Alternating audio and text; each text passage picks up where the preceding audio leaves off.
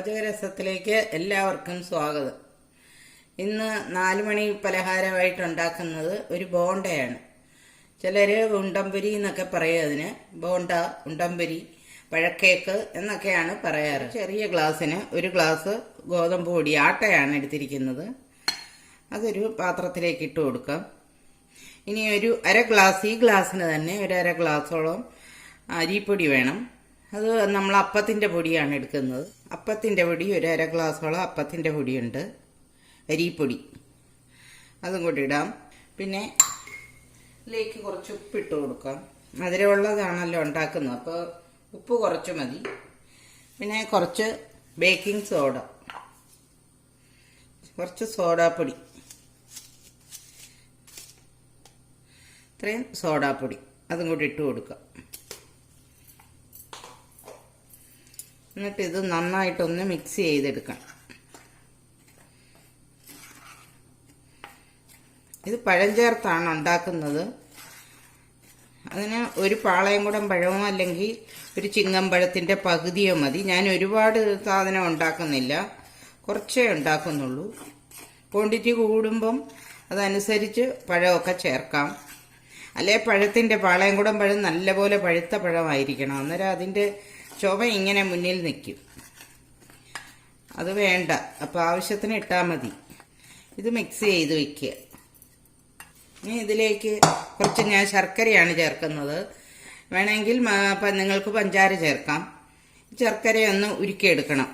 പൊട്ടിച്ചിട്ടിരിക്കുകയാണ്, 2 ചെറിയ കഷ്ണമാണ്, ഇച്ചിരി പൊടിയുണ്ട്. ഇത് സ്വല്പം വെള്ളം ഒഴിച്ചൊന്ന് ഉരുക്കി അരി ചാറിയിട്ട് വേണം അതിലൊഴിച്ച് യോജിപ്പിക്കാൻ. ഇപ്പം ഇത് ഉരുക്കാൻ വയ്ക്കുക. ശകലം വെള്ളം ഒഴിച്ച് ഒന്ന് ഉരുക്കിയെടുക്കാം.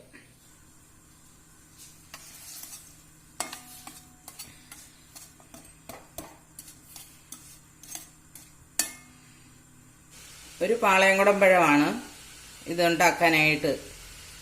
മിക്സിയിലിട്ട് ഒന്ന് അരച്ചെടുക്കണം. തരിയൊന്നും ഇല്ലാതെ നന്നായിട്ട് പൊട്ടിച്ചെടുക്കാം. ഒരു വഴവേ എടുക്കുന്നുള്ളൂ, അത് മതി.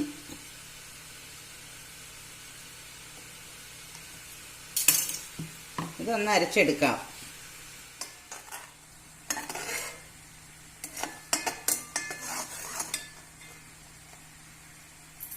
ശർക്കര ഉരുകിയിട്ടുണ്ട്, നമുക്കിതൊന്ന് അരിച്ചെടുക്കാം.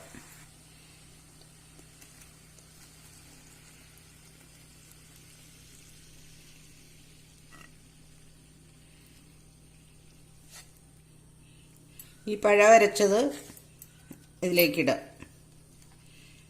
ഒരു പഴവേ ഉള്ളൂ, കുറച്ചേ ഉള്ളൂ. അത് ഒത്തിരി ചുവ വേണ്ടാത്ത കൊണ്ടാണ് പഴം കുറച്ചത്. പാളയംകുടം പഴമല്ലേ, നന്നായിട്ട് പഴുത്ത പഴമാണ്, അന്നേരം അത് കൂടുതലായിട്ട് ചുവ വരും. ഒത്തിരി ചുവ വേണ്ടല്ലോ. അപ്പോൾ ഈ ഒരു പഴമായിട്ട് അരച്ചെടുക്കാൻ പാടാണ്.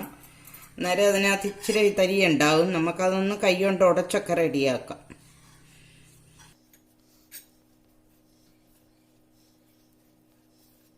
ഇതിലേക്ക് ഞാൻ 1 സ്പൂൺ ഏലക്കാപ്പൊടി ചേർക്കുന്നുണ്ട്.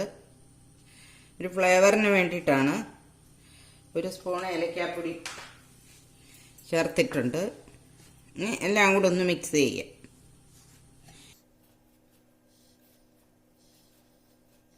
ഇതിലേക്ക് ഈ ശർക്കര ഉരുക്കിയത് കൂടെ ചേർത്ത് കൊടുക്കാം. ചേർത്ത് ഇളക്കിയിട്ട് ബാക്കിയും കൂടി ഒഴിച്ചു കൊടുക്കാം.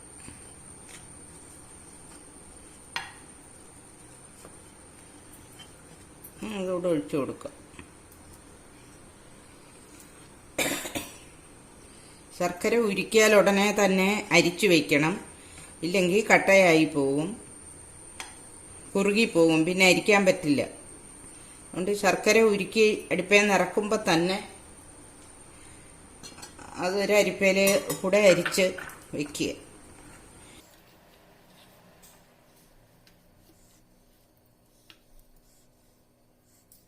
നമുക്ക് കൈകൊണ്ട് കുഴച്ച് റെഡിയാക്കാം. നന്നായിട്ട് കൈകൊണ്ട് മിക്സ് ചെയ്തിട്ട് 1 സ്പൂണ് കൊണ്ട് കൈകൊണ്ടാണേലും നന്നായിട്ട് അടിച്ച് എയർ കളയണം ഇങ്ങനെ. എന്നാലേ നല്ല സ്പോഞ്ചായിട്ടിരിക്കാൻ വേണ്ടിയിട്ടാണ്. സ്വല്പം വെള്ളം കൂടെ ചേർക്കാം.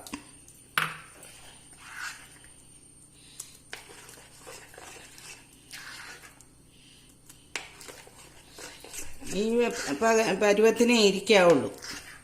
ഒത്തിരി നീണ്ടു പോകരുത്, എന്നാൽ ഇച്ചിരി ലൂസും ആയിരിക്കണം. നല്ലപോലെ അടിച്ച് സ്പൂണൊക്കെ ഇട്ട് നന്നായിട്ട് അടിച്ച് റെഡിയാക്കിയിട്ടുണ്ട്. ഇത് ഒരു 2 മണിക്കൂർ വയ്ക്കണം. നമ്മൾ സോഡാപ്പൊടിയൊക്കെ ചേർത്തതല്ലേ സ്വല്പം, അന്നേരം അതൊന്ന് പുളിക്കാനുള്ള സമയം കൊടുക്കണം. എന്നിട്ട് വേണം നമുക്ക് എണ്ണയിലേക്ക് ഉണ്ടാക്കാൻ. വെളിച്ചെണ്ണ നല്ലപോലെ ചൂടായി കിടപ്പുണ്ട്. നമ്മുടെ ബോണ്ട ഉണ്ടാക്കുന്നത് നമുക്കെടുത്ത് അതിലേക്കിട്ട് നോക്കാം.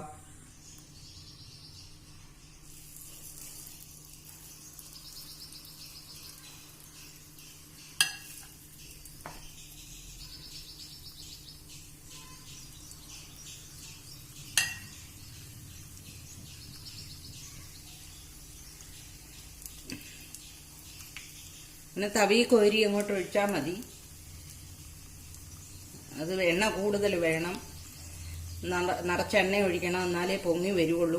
പൊങ്ങി വരണം, അപ്പോഴേ ഉണ്ടയായിട്ട് ശരിയായിട്ട് കിട്ടുകയുള്ളൂ.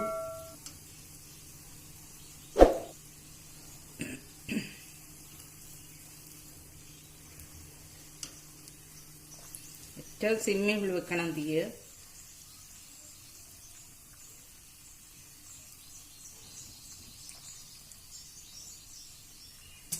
ഒന്നുകൂടി ഇടാം അതിൻ്റെ കൂടെ.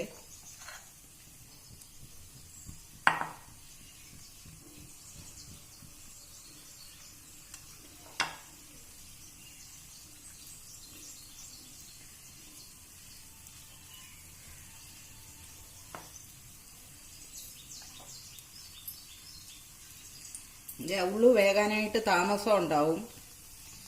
അപ്പം തീ എത്രയും കുറച്ച് വെക്കുക.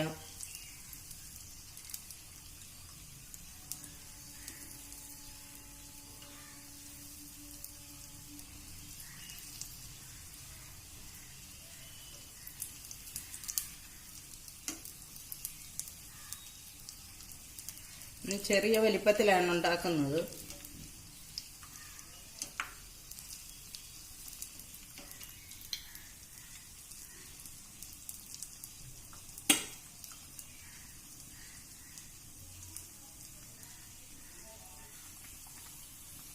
ആദ്യമായിട്ട് 2 എണ്ണം റെഡി ആയിട്ടുണ്ട്.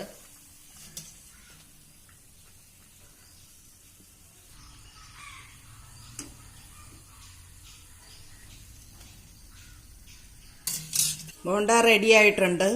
വലിയ വലിപ്പത്തിലല്ല ഉണ്ടാക്കിയിരിക്കുന്നത്, ചെറുതായിട്ടാണ്. അത് മുറിച്ച് കാണിക്കാം.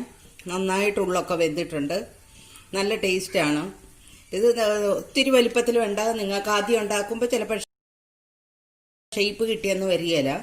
അധികം ഷേപ്പൊന്നും ഇല്ലെന്ന് വിചാരിച്ചും ടേസ്റ്റിന് ഒരു കുഴപ്പമില്ല. അതുകൊണ്ട് നിങ്ങൾക്കറിയാവുന്ന പോലെ കോരി ഒഴിച്ച്, തവിയിലാണെങ്കിലും കോരി ഒഴിക്കുമ്പം ഇറ്റിറ്റ് വീഴാനുള്ള അവസരം കൊടുക്കരുത്. ആദ്യം ഒഴിക്കുന്നത് മതിയെന്ന് വെക്കണം. ഇറ്റിറ്റ് വീഴുമ്പോഴാണ് മുഴ അതും ഇതുമൊക്കെ ആയിട്ട് വരുന്നത്. അതുകൊണ്ട് പിന്നെയും വീഴിക്കണ്ട. തവി കോരി ഒഴിക്കുമ്പം വീഴുന്നത് മതിയാകും. അങ്ങനെ ഇത് ചെയ്ത് നോക്കുക.